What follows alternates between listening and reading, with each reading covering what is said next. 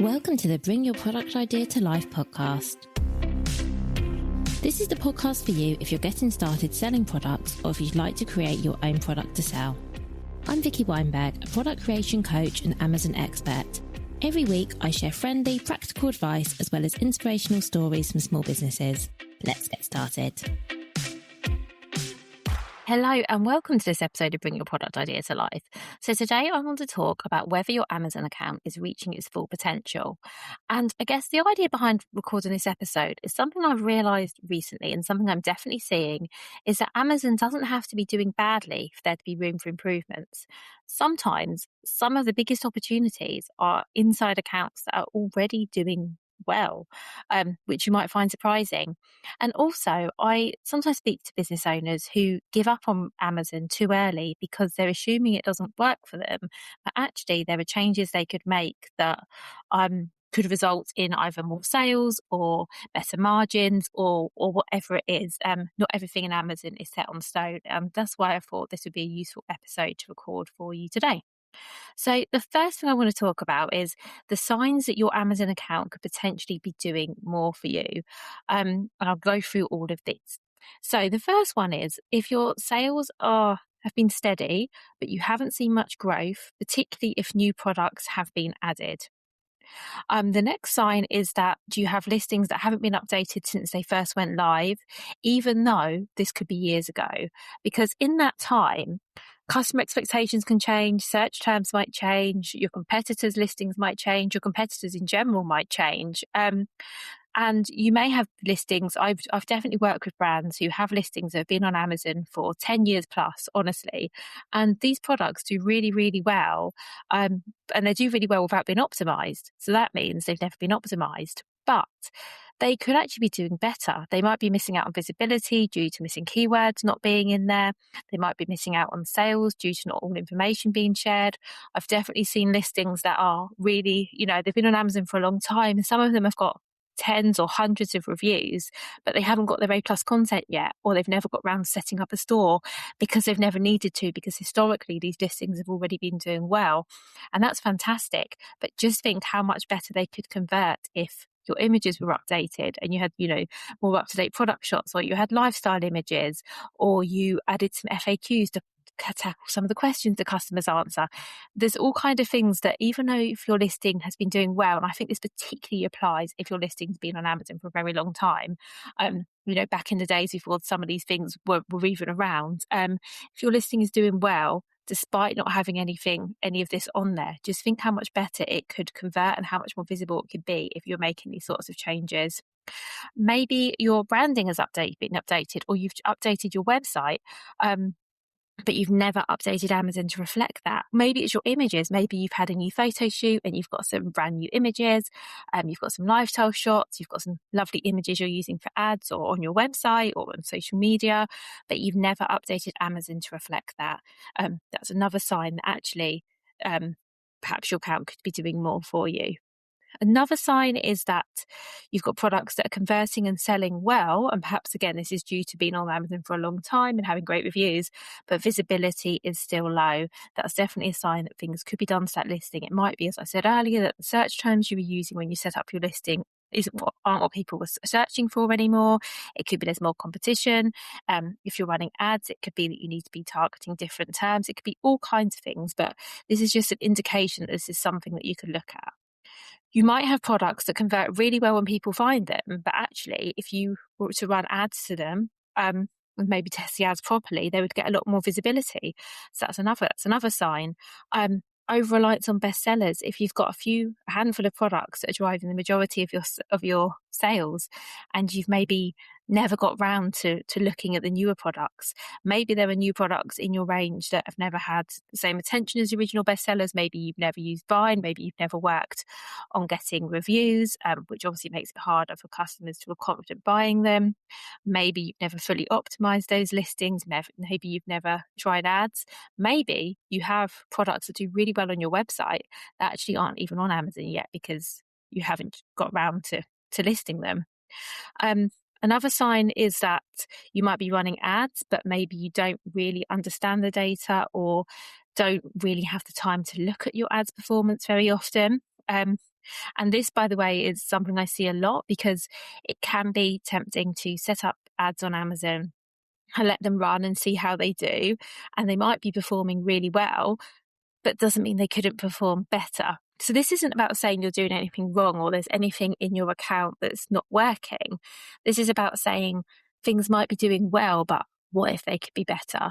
So what if your ads have got a good ROAS now, but actually, because your ads have got a good ROAS, you haven't looked at them properly in a couple of months. If you were to spend, an hour, half an hour having a look, making some tweaks, adjusting bids, whatever it is, maybe the ROAS next month could be even better. Maybe the ad sales could be better. Maybe they could be more visible. Maybe you could spend less money on them, whatever it is. I believe that there's always room for improvements, but when things are going well, these things are so much harder to spot. And then, of course, there might be operational changes that could save you money. So reviewing how your products are packaged or fulfilled or how you send them into Amazon. For example, I worked with a brand recently and discovered that their products that come in a really sturdy box were being put into a separate box by Amazon to send out to customers. Now, of course, this seems really silly, but all of us who know Amazon can well believe that Amazon would put a box inside a box. But you have to actually ask them not to do that anymore. It's not something they're going to do themselves. They're not going to take the initiative. You actually have to request for Amazon to stop putting your box inside a box if that's something you want to do. You have to provide all sorts of evidence that your box is, sturdy enough and it doesn't need overboxing. But once you go through that process, that can save you a little bit of money on every order. And that's the kind of thing that, depending on the volume of orders that you have, can really start to add up. And by the way, all of this is still true if Amazon hasn't taken off yet.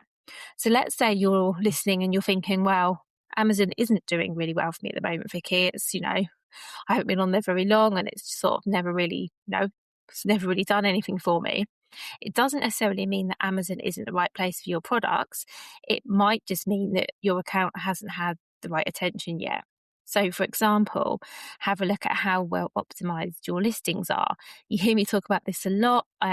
The first thing I would always look at if someone came to me and said, I'm not happy with how things are going on Amazon, is your listing really well optimized? Is it the best it could possibly be? Are the text and the images and the search terms all there? Are you portraying your product in the best way possible? Do customers understand what your product is, who it's for, what the benefits are? Are there any questions they'd have that might prevent them from purchasing answered? All of these things are really key to look at. It also might be that your product isn't showing up for relevant searches, particularly if it's a new product and you haven't done anything to drive traffic. There is a chance it might not be coming up organically, so that's something to look at. If you've never thought about prioritizing reviews, whether that's from your existing customers, whether that's from using Amazon Vine or however you do that. I had a whole episode on reviews a few weeks ago, so you can go back and listen to that episode in full. But that's another sign that that's something else that you could look at before you decide Amazon isn't for me, I'm going to give up on it. Definitely have a look at that. And then the final thing is ads, because sometimes ads may have been tested, but unless you give it enough time and have enough data to learn what's working or what's not working, they may not work for you. Ads don't necessarily work overnight. For some people, they do. Some people will turn on their Amazon advertising and they're going to do really well right away. The ads are going to, the products are going to convert. The cost per click is going to be great. The ROAS is going to be high. All of that brilliant. But that isn't the case for everyone. For some people, it takes a little bit of tweaking and testing to get ads working for you. So if you recognize yourself in any of those, I think that is a sign that there is still potential for you on Amazon. Whether you're doing really well, I still think, there are still things you could probably look at to help you do better. And if you feel you have never given Amazon enough of a chance, I'm sure that if you resonate with any of the things I've just said, there are things that you can look at that will really help you to hopefully get things going on Amazon. And that is why are you getting the most out of Amazon is a useful question. And it's the question I wanted to ask in this episode, because I think it can be really easy to assume that it's you or it's your product or you've done something wrong, or there are lots and lots of reasons you might feel like Amazon isn't doing well for you. But often it can be something really, really small that can make the difference. And again, if you're doing really well on Amazon, it can be really easy to say, okay, that's great, I'll just leave it ticking over. But actually, that can be when, if you don't put a little bit of attention on it and things do change, it can be hard to figure out why, which is why I think it's worth thinking about now. And by the way, I totally understand why all of this happens, because let's be honest, you're really busy. Amazon is not going to be your only sales channel. It might not even be your biggest sales channel. It might just be an additional marketplace alongside everything else that you're doing. So there's the time aspect. Totally understand that. And then also, if sales on Amazon or anywhere else are doing well, there's definitely a tendency to not want to interfere, not want to rock the boat. I spoke to a client recently who hasn't updated their A+ content for a couple of years, and he's updated the branding on his website. And so the colours aren't the same anymore. And I thought, well, if someone looks at him and looks at his product on Amazon and happens to go to the website, there's a bit of a mismatch there. So I suggested to him, look, should we make some changes to A+ content to bring it in line with your new branding? And he was quite reluctant because he said, oh, I'm really worried if I do anything to this listing. What if it flags something in Amazon? What if the listing gets suppressed? What if it gets flagged and they want to check something? And I can understand the fear around that, because Amazon, as you possibly know, is a bit of an unpredictable platform, and things do happen all of the time. I spoke to one of my Amazon Made Easy members earlier today, and she was telling me she just started running ads on her products, and almost immediately, almost as soon as she set her ads up, she was suddenly asked to provide some compliance documents for one of her products, and her product listing will be closed until that's been provided. That might be a complete coincidence, by the way. It might be nothing to do with the ads, but I can see why there's a thing where people say, oh, I don't know if I want to rock the boat. Things are doing well now. If I change something, what if something happens? But I think, what if something happens, but that something is really, really good? Because there is that side to it as well. And I know that Amazon can feel overwhelming. It's not always easy to do things. It can be a bit technical. And also, you just might not even know what's worth prioritizing, because Amazon could, for some people, become a full-time job. Not for all brands, but for some, depending on the size of your catalogue and what you sell and sort of how big a channel it is for you, it could take up an awful lot of time. And so it's hard to know, okay, where should I prioritize? What should I be focusing on first? What do I look at next? And that can all be really tricky, and I totally understand that. So let's talk about what's worth actually focusing on. So if you've listened to the beginning of this episode and you thought, oh, actually, I haven't updated my listings for a while, or I've just been letting my ads run, or whatever it is, and you're thinking, okay, I wonder if there is some potential. I've never really given Amazon a good shot. I wonder if there is something I can do. If that sounds like you, let's talk about some of the things it actually is worth your time focusing on. And I think the first thing for me is visibility, and thinking about, can customers actually find your products? So it's definitely worth taking a look at your Amazon reports and find out how many impressions your products are getting.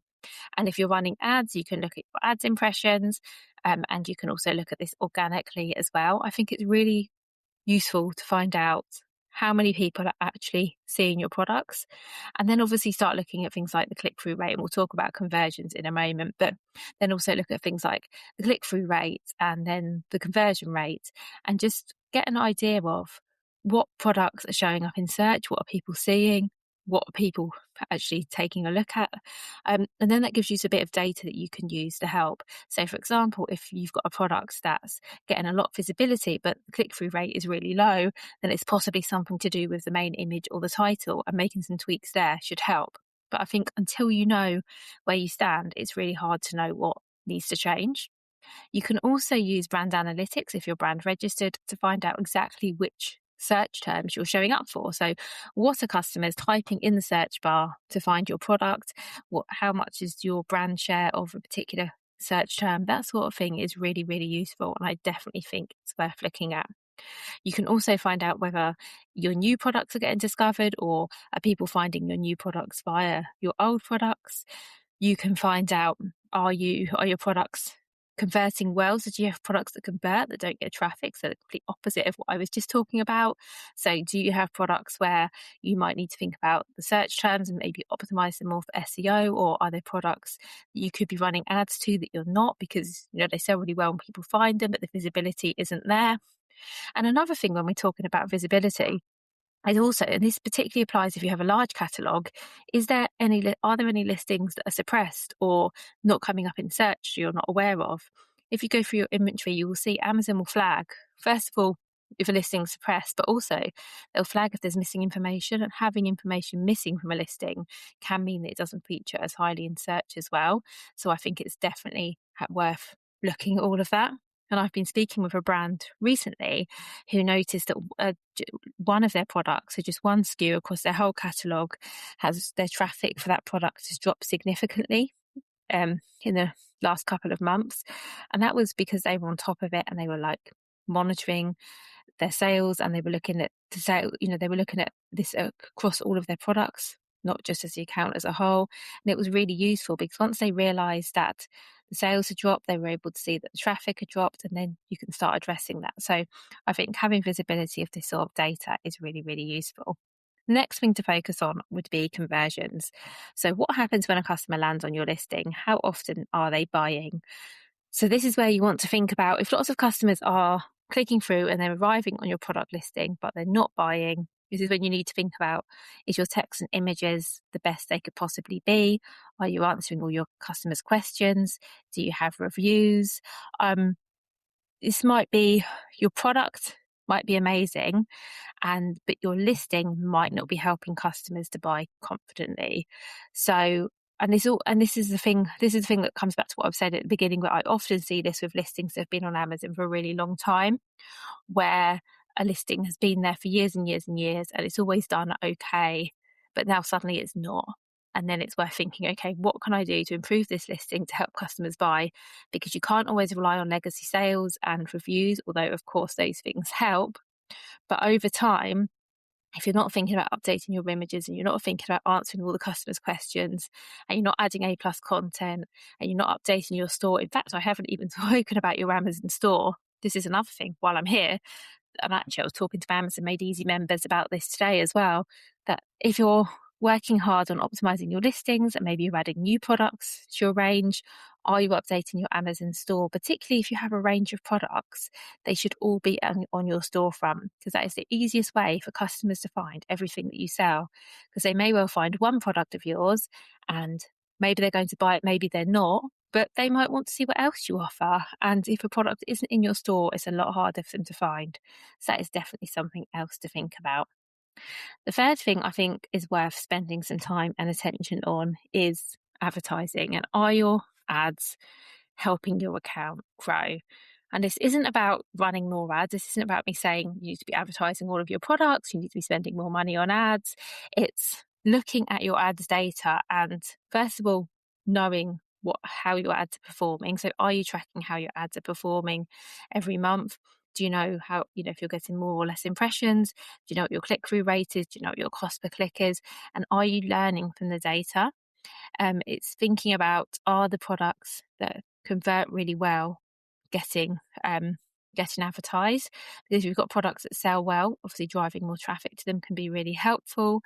If you've got products with with high impressions but low conversions, then perhaps that might be a sign that you need to, as I've said before, work on the listing before thinking about advertising. So it might be that if you're spending a lot of money on advertising a particular product and that product just isn't selling, that would point to it being something to do with the listing rather than the ad. So that might be something else to consider.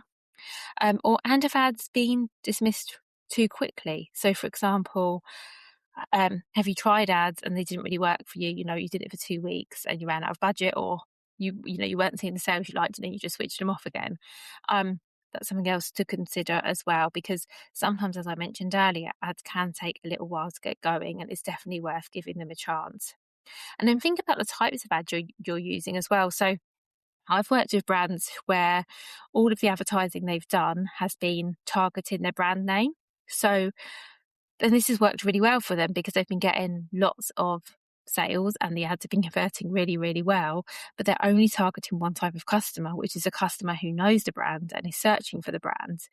So there's definitely still potential here. So I've been speaking to these brands about how they can start targeting newer customers by targeting search terms that are around their products and not the brand name.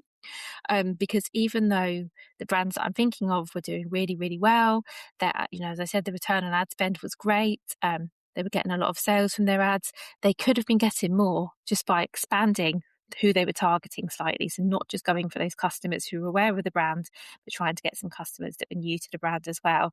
So, and as I say, these are brands that were doing both brands that were doing really, really well. But, they could have been doing better and reaching more customers just by changing the advertising strategy slightly. And then the final thing I think is worth thinking about is the operational, or let's call them profitability opportunities. So things like the shipping in your own product packaging that I mentioned earlier, thinking about your fulfillment methods. So for example, are you using FBM, and is it worth, depending on what your product is it worth trialing FBA to see if offering FBA makes a difference to your sales? Or if you're using FBA and you're finding it expensive, or it's not quite working for you, or I worked with a brand who was getting a high number of returns using FBA because their products were getting damaged quite a lot. Is it worth trying FBM and seeing if that works better for you? And speaking of FBA, it's worth looking at your measurements. So I started working with a brand recently and noticed that the measurements for their products looked a little bit out. Their products were quite small, but when I had a look at the measurements down for FBA, they didn't seem quite right. You can actually ask Amazon to remeasure your products if you believe the dimensions they hold are incorrect. And the reason this is important is you'll know that your storage is based on the size of your products.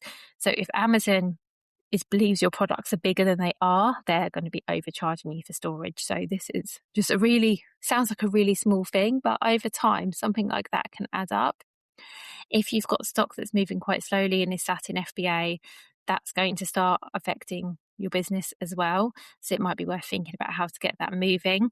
Also, regularly going out of stock. So I've worked with a brand recently. I keep saying I've worked with a brand recently because I'm trying to bring in lots of examples for you of to try and make this a bit more tangible.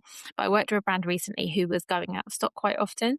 And what would happen is, because they had resellers also selling their products, which is, something maybe we can touch on a different episode, but they had resellers also selling their products. And so whenever they went out of stock, one of those resellers would get the buy box. And then when they went back into stock, they didn't necessarily get the buy box back right away. So as you can imagine, this is impacting their sales because they have the product sat in FBA, but a different seller is getting that sale, and that can definitely cause problems. Speaking of resellers, you might find you've got resellers competing on price. That's something I've seen before as well. And that's worth seeing if there's anything you can do there to prevent that. These are all quite small changes, but I think they can improve the profitability of your account. Even if your sales don't necessarily increase, you might be at a position where you think, well, actually, there's not much more we can do in terms of sales, although I think there's always things that can be looked at. But some of these changes, I think the main thing is they can really improve profitability. So if they can make your margin slightly better for you, obviously that also has a positive impact. And if you found any of this useful and you have some time over the next month or two as we move into the summer, I actually have an Amazon audit checklist that covers some of these areas in more detail. It actually goes into a bit more than some of the things we've spoken about here, because sometimes it is hard to know where to start when you're reviewing your account. And if you would like to get hold of that, it's completely free. I'll put a link in the show notes. And I just want to leave you with a final thought, which is Amazon doesn't have to be performing poorly for there to be opportunities. I think small improvements can compound. I think accounts can and should evolve alongside your business. And whatever stage you are with Amazon, whether you've just started and it's yet to get going, or whether you've been on there for years, I still think, are you getting the most out of Amazon is a good question. And I think going through some of the things I've mentioned today and just thinking, where could we improve, even if it's small? Because as I say, those really small changes do add up, and in the end, they do make a big difference. So I hope you found this episode useful. As always, if you have questions, if you have comments, you can contact me, Vicki at vickyweinberg.com. I would love to hear from you. Have a great week, and I will be back next week with another interview.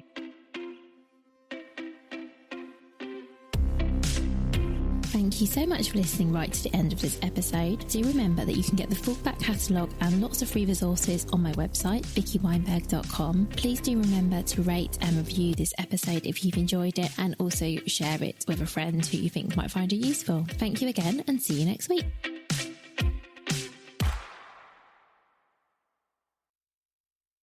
Hello, if you're selling on Amazon or you're planning to and you'd like ongoing support as you go, I've just opened the doors to my membership, Amazon Made Easy.